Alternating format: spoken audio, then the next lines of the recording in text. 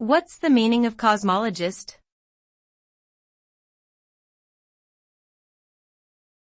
Cosmologist.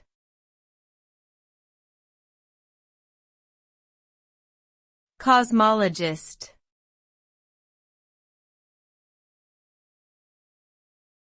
Cosmologist.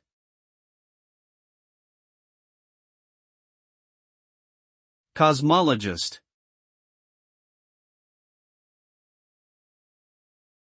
A cosmologist is a scientist who studies the origins, evolution, and structure of the universe as a whole.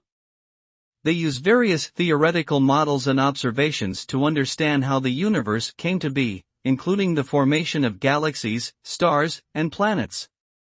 Cosmologists also investigate the nature of dark matter and dark energy.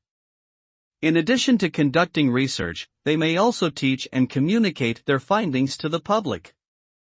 Overall, cosmologists play an important role in advancing our understanding of the universe and our place within it.